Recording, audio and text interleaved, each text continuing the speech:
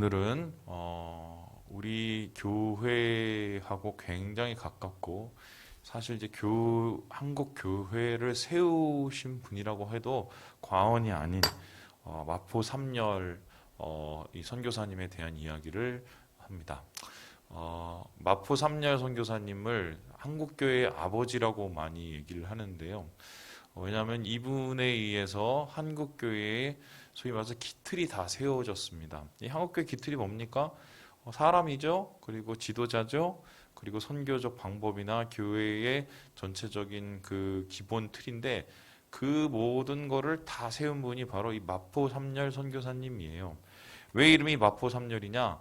마포에 삼는 삼열이가 아니라 이분이 이제 이름 자체가 세무엘 어스틴 마펫이에요. 그러니까 제일 비슷한 단어를 모아서 마펫이 좀 우리나라 마포하고 비슷하고 세무엘이 삼열하고 비슷해서 마포 삼열 이렇게 하는 건데요.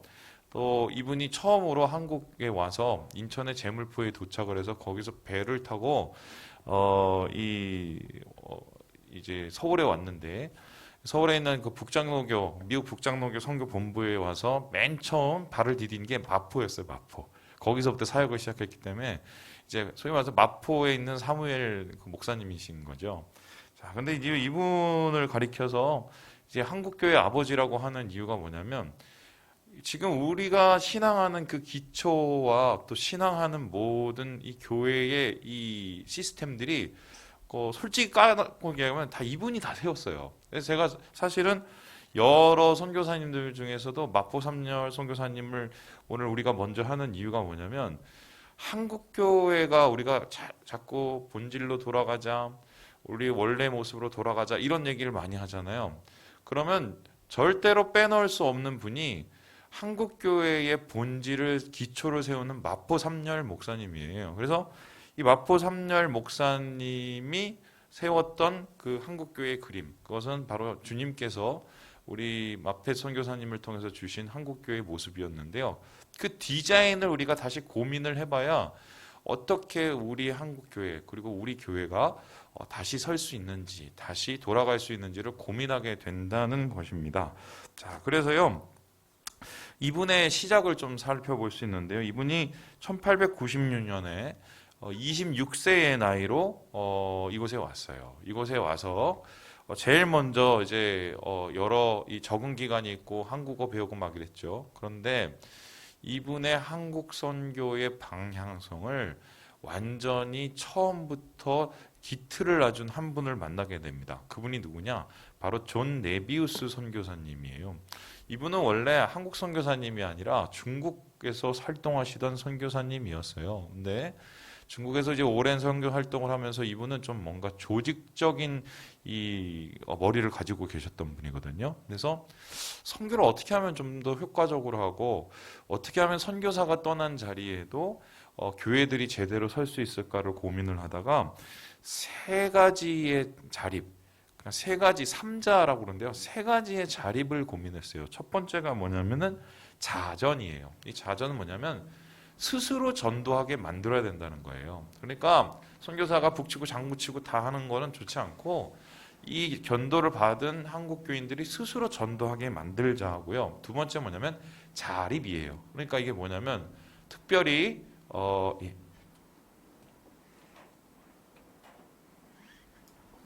그 재정적으로 지금도 이제 그 캄보디아 같은 데 가면은 자꾸 어쩔 수 없이 이제 그 선교사님들이나 이런 분들을 의지해서 계속적으로 공급을 받잖아요. 그러다 보면은 이 소위 말해서 교회가 제대로 서지를 못해요. 그런데 좀 힘들고 어렵더라도 그 현지에 있는 현지 이 기독교인들이 말 그대로 사역자를 스스로 세워서 그 사람들에 대한 이제 여러 공급 그리고 여러 사례 이런 것들을 스스로 도맡아서 할 수 있도록 그러니까 이 교회가 자립 경제를 이뤄야 된다는 거고요. 그 다음에 세 번째로는 뭐냐면요 자치를 했어요. 이게 무슨 소리냐면 선교사들이 어느 수준이 되면은 뒤에 좀 빠져야 된다는 거예요. 이분들한테 그 전체적인 것들을 넘겨주고 스스로 교회에 다스릴 수 있는 권한. 그래서 그 가장 이 모본이 되는 토착적인 교회를 만들어가야 된다.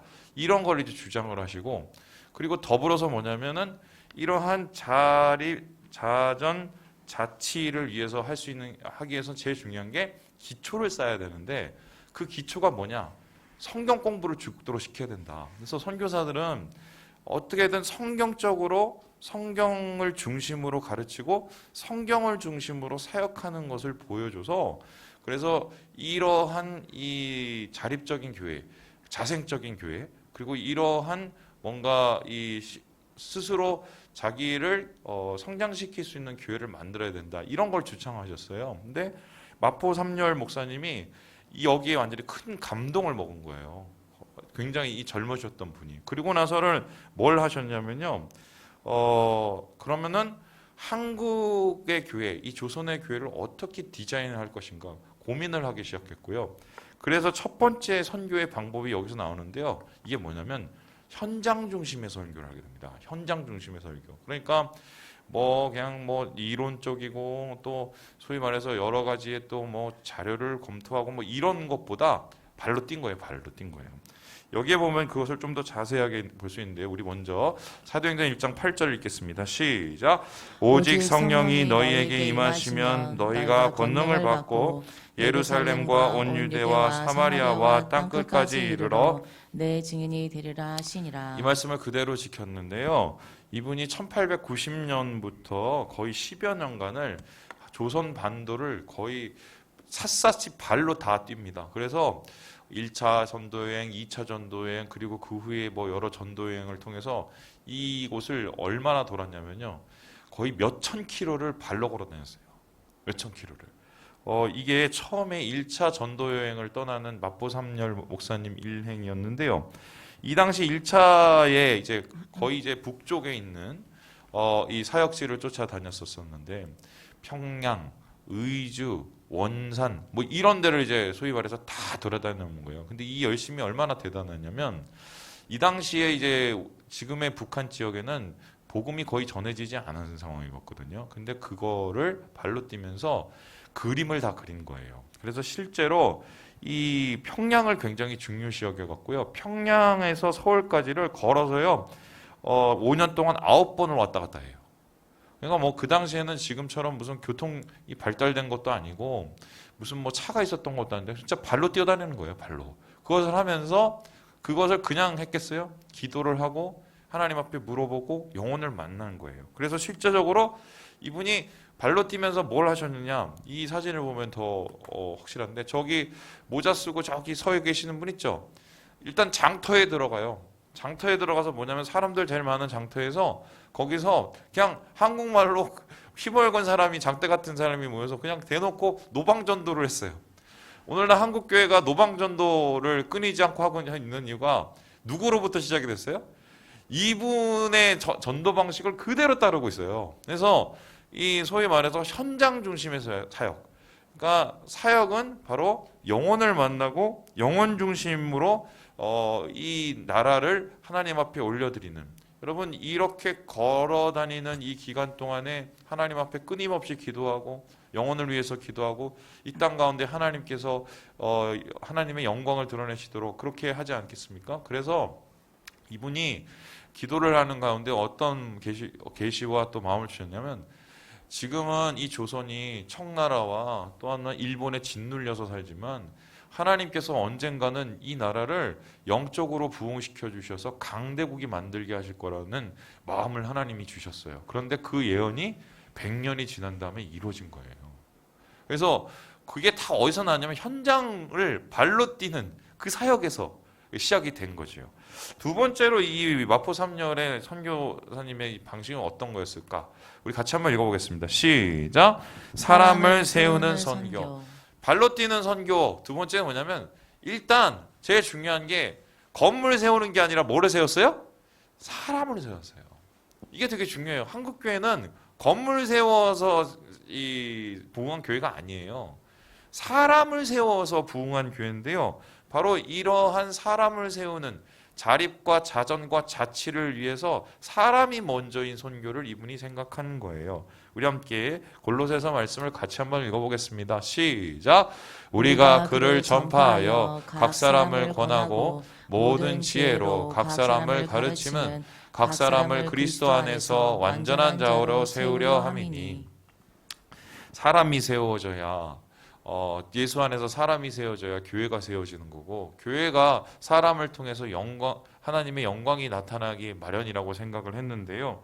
실제적으로 이분이 평양에 지부를 만들어요. 선교 베이스를 만들고 거의 그냥 정말 그 뭐랄까요, 맨땅에 헤딩을 한 거예요. 그 속에서 맨 처음에 뭘 시작하냐, 자기의 집에 들어가서 사랑방에 사람들을 초대하고 밥을 먹여요. 그리고 나서 뭐라냐, 이 사람들한테 성경을 가르치기 시작했어요. 그렇게 해서 시작한 게 뭐냐면은 이 평양 신학교, 평양에 있는 숭이 학원, 이게 다 사랑방으로부터, 사랑방 교육에서부터 시작이 된 거예요. 그래서 지금도 이 숭이 학원은 한국 기독교 이 교육의 산실이죠. 저기 강남 쪽에 가면, 사당동에 가면 숭이 대학교 있지요. 그리고 남산에 가면 숭이 여자 전문학교 있죠. 이게 다 마펫 선교사님의 이 역작이에요. 그 당시에는 고아들, 또 그 당시에는 좀 못 배운 사람들, 그 당시에는 힘이 없는 사람들이 이 학원에 있지만, 여기에서 그냥 기독교 중심에 사람이 서고 하나님을 사랑하는 그리스도인들을 세우는 역할을 감당을 했는데, 당시에 돈이 없고 힘든 사람은 뭐 글도 모르고 또 뭐 문명도 모르는 상황에서 이러한 기독교 교육을 통해서 다가오는 이 마펫 선교사님의 선교 방식이 굉장히 피부로 와닿는 거예요. 뿐만 아니라 이러한 사람들 중에 선별을 해서요, 이제 뭐를 세우냐면 평양신학교를 세워요. 이 평양신학교의 최초의 이 커리큘럼은 5년 과정이었어요. 5년 중에 3개월을 공부를 하고, 1년에 3개월을 공부하고 나머지 9개월은 현장에 가서 사역을 하고 전도를 하도록 만든 사역이었는데, 이렇게 5년을 사역하고 나서 첫 번째 세워진 사람들이 바로 뭐 여러분 잘 아시는 뭐 길선주 목사님 같은 이런 분들이에요. 그래서 이 사람들이 세워져서 여기 보시는 것처럼 평양신학교에 사람과 사람을 세우는 목회자들이 세워진 거예요. 여러분, 이 평양신학교가 나중에 어쩔 수 없이 문을 닫게 되는데, 그러고 나서 이 해방 후에 한국에 와서 다시 세워진 학교가 어디냐면은 바로 장로교 신학교요, 장신이요, 총신이에요. 이게 원래 한 뿌리예요. 평양신학교에서 내려왔는데 이게 우리끼리 싸워갖고 뒤로 갈라졌는데, 이 뿌리가 어디냐면 바로 마펫 선교사님이 처음 지었던 이 평양신학교였어요. 그래서 이 평양신학교에서 세워진 이 소위 말해서 전도사들, 목사님들이 장대영 교회에 가서 길선주 목사님, 또 주기철 목사님, 뭐 또 혹은 이기풍 이 선교사님, 이런 정말 기라성 같은 한국 교회의 그 심장이 된 이 분들을 마펫 선교사님들이 이걸 다 키워낸 거예요. 그래서 이 사람을 세우는 선교를 통해서 한국 그 교회에 큰 밑그림을 그리고 나중에 이게 어떻게 되냐면요, 평양신학교에서 졸업하신 분들을 중심으로 뭐가 세워지냐, 총회가 세워져요. 그러니까 이 총회가 어디에서 시작되냐면 마펫 선교사님이 이 총회의 기틀을 놓은 거고요. 실제로 총회가 가장 어려웠을 때가 언제냐면 1919년이었는데, 그때 이제 3.1 만세운동이 일어나고 나서 탄압이 굉장히 심해지니까 이게 아무도 그 자리에 서서는 거의 그냥 총알맞게 생겼잖아요. 그래서 자기가 스스로 8대 총회장이 되기도 해요. 이 총회를 지켜놔. 그러니까 지금 보세요. 한국교회 모태였던 사람을 키우는 평양신학교 세웠죠. 그 평양신학교에서 사역할 수 있는 목사님들과 또 그들과 함께 동역할 수 있는 숭의학원을 세웠죠. 그리고 목사님들이 함께 활동할 수 있는 어때요? 총회를 세웠죠. 그러니까 이 마포 3년 목사님이 거의 한국교회, 이 장로교회 그냥 거의 뿌리예요, 뿌리. 이렇게 이제 세운 것인데, 여기에 이분이 얼마나 이 사람을 세우기 위해서 애쓴 이 일화가 있어요. 바로 이분에 대한 얘기인데요. 여러분, 이기풍 목사님이 이제 제주도 선교를 하신 분이에요. 지금은 이제 제주도가 비행기 타고 1시간 반이면 가지만 그 당시에는 그렇지 않았어요. 거의 목숨 걸고 가는 곳이었어요. 그리고 말도 완전히 다르고, 이곳에 처음으로 파송된 이 선교사가 이기풍 목사님이고, 여러분 이것도 대단하지 않습니까? 7명의 첫 번째 목사님을 만들었는데 그 중에 한 명이 선교사가 됐어요. 선교사. 그리고 그 선교사를 누가 지원했겠어요? 마페 선교사님과 또한 그 7명의 사역자들이 함께 그를 지원해요. 뭐 이런 시스템이 됐는데 이분이 원래 이기풍 선교사님이 이 선교에 불타는 사람이었을까? 이분이 원래 깡패였어요. 마페 선교사님이 장터 선교를 갔는데 거기에서 열심히 막 말씀을 전하고 있는데 깡패가 한 명이 나타나는 거예요. 그리고는 막 이 행패를 부르는데 행패 부리든 말든 계속해서 말씀을 전하고 계셨대요. 그런데 갑자기 이 사람이 뿔이 났는지 돌멩이를 이만걸 들어다가 집어 던졌는데 마페 선교사님이 이 턱에 맞아갖고 쓰러지셨어요. 보통 그러면은 막 난리가 나고 막 이러는데 갑자기 턱을 잡고 일어서시더니 아랑곳하지 않고 계속 말씀을 이렇게 전했대요. 그러니까 이 신기한 거예요. 아니 저 인간은 도대체 뭐냐. 그리고 그 전에 또 무슨 일이 있었었냐면 이기풍 이 목사님이 목사가 되기 전에 이 그냥 괜히 그냥 뭐 옥리를 부른 거죠. 그래서 옥리를 부려서 저 마포섬열 목사님 그 사시는 데다가 무슨 뭐 집어 던지고 뭐 또 여러 가지 이런 걸 다 하는데 그걸 다 참아낸 거예요.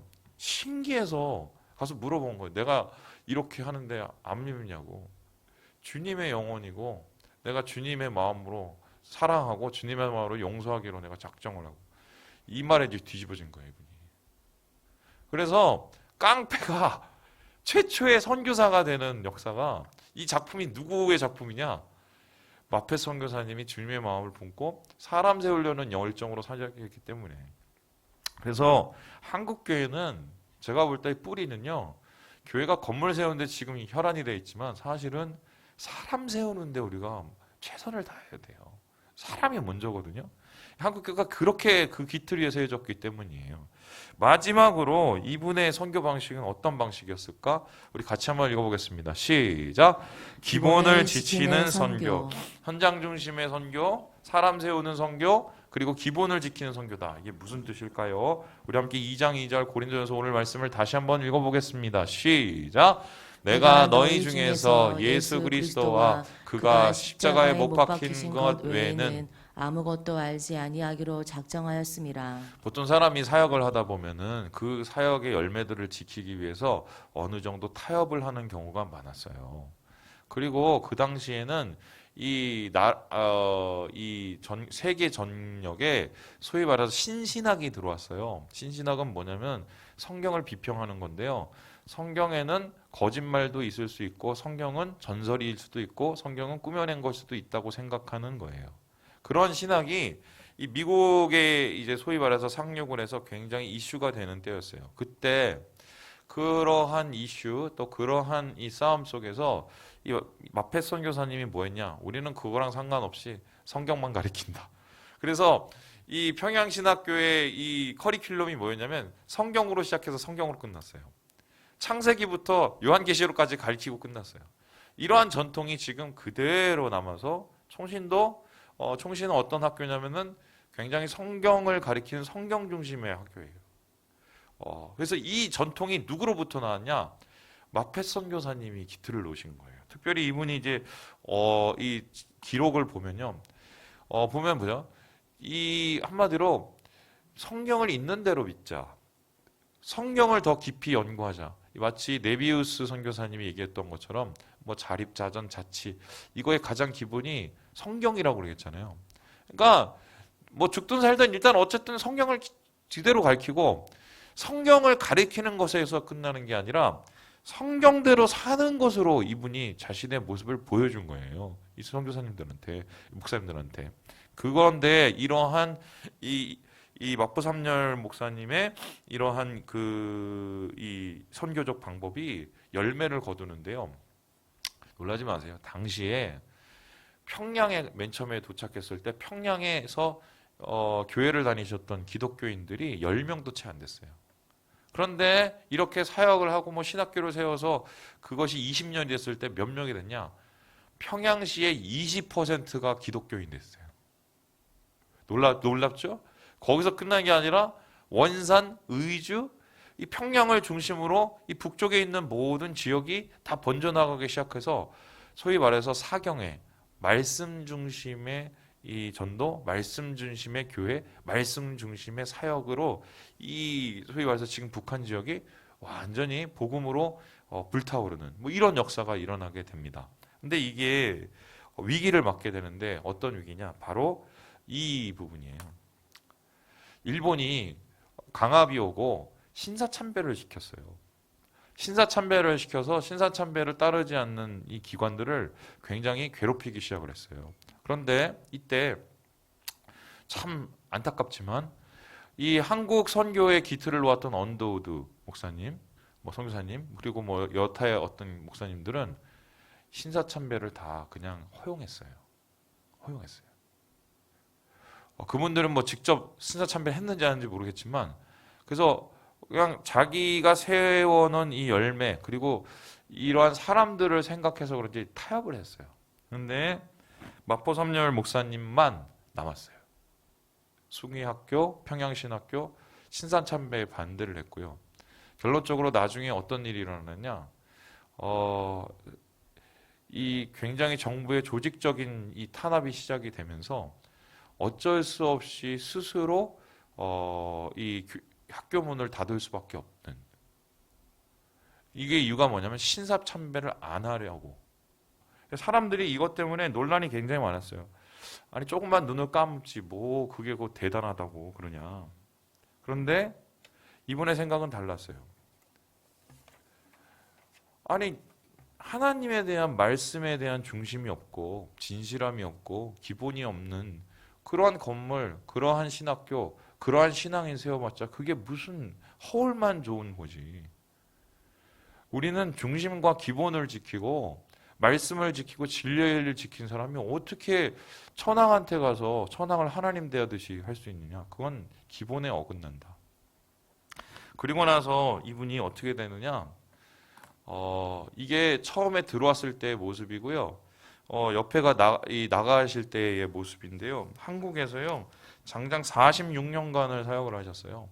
그런데 그날도 마지막 이 72세의 나이에도 여느 때처럼 사역을 하려고 나가셨다가 갑자기 급한 전가를 받았어요. 어떤 전가리냐? 하도 이 마포삼열 목사님의 제자들, 주기철 목사님 이런 분들이 이 신사참배를 이렇게 반대하고 막 이러니까 저 마포삼열을 잡아야겠다 이러면서 일본 정부에서 암살 계획을 세웠어요. 근데 일본 정부의 관리의 아내였던 사람이 기독교 신자였는데 이분이 급하게 마포삼열 목사님에게 전가를 보내서 지금 좀 피하시라고, 잠깐만 피하시라고. 그래서 그 자기 부인한테도 얘기도 안 하고 끌려갖고 그냥 부산까지 가서 거기서 어떻게 일본에 가서 거기서 어떻게 그냥 잠깐 피신을 하려고 한국에 가셨다가, 아니 미국에 가셨다가 거기서 채 2년도 되지 않고 돌아가셨어요. 한국에 갈 티켓을 붙잡고 있다가 돌아가셨어요. 그 뒤에 이 자녀들의 이야기에 따르면 이미 이 목사님은 한국을 떠났을 때 돌아가신 거나 마찬가지였다. 몸이 그만큼 상해 있었고 또 그만큼 이 한국교회에 무너져가는 것을 보고 굉장히 마음이 무너져 있었고 상해 있었고. 그런데 이 마포섬열 목사님 돌아가신 후에 어떤 일이 일어났느냐. 평양신학교 출신의 한국 목회자들이 총회에 모여서 신사참배를 인정해버려요. 그러고 나서 어떻게 됐느냐. 평양과 그 한국 일대의 모든 교회들이 무너지기 시작한 거예요. 네, 이게 참 오늘까지 오는 이 우리의 부끄러운 역사거든요. 제가 오늘 보면서 참 안타까운 것 중에 하나가 이 장신대에 한 몇 년 전에 이 마포섬열 목사님의 이 유해가 이제 와서 여기에 이제 장사가 되었어요. 고인이 이제 마지막 유언이나 한국에 묻어달라고 몸이 상하셔서 이렇게 했을 때 그게 몇십 년 후에 지켜졌어요. 근데 그 가족들의 얘기를 따라 보면 이 목사님이 돌아갔을 때 되게 한국 교인들에게도 소식이 안 가고 그 당시에 한국 교회 되게 무너진 상황이고 그 후에도 마포 삼열 목사님을 재조명하거나 이런 얘기가 없다가 소위 말해서 나중에야 이분이 다시 이분의 이거에 올라간 거예요. 아마 제 생각엔 그 총회나 이런 분들이 부끄러워서 그런 게 아니었을까 싶은데 그래서 이분의 소원이 한국 땅에 묻히고 싶은 소원이 몇십 년 후에야 이루어졌어요. 참 이게 참 우리나라 교회가 이거 할 일이 아니었던 게 아닌가. 전 참 부끄럽더라고요 이거 보면서. 그래서 야 끝까지 자신의 모든 것을 내던져서 한국 교회를 세우려고 몸부림친 이 목사님의 이 마지막 모습이 참 안타까웠어요. 제가 생각해보면서 말씀을 마치려고 합니다. 여러분 한국 교회는 어떻게 해야 될까요? 현장에 서야 돼요. 사람 세워야 되고요. 기본 지켜야 돼요. 그게 예수님께서 이 마페 선교사님을 통해서 우리나라에 주신 교회의 진정한 그림이었어요. 우리 교회부터 기본에 지키는 교회, 사람을 세우는 교회, 현장에 서서 주의 말씀을 전하는 교회가 되어서 이 땅 가운데 주의 따뜻한 복음을 많이 알리는 우리 모든 형제 자매들 되시길 주님의 이름으로 축원합니다.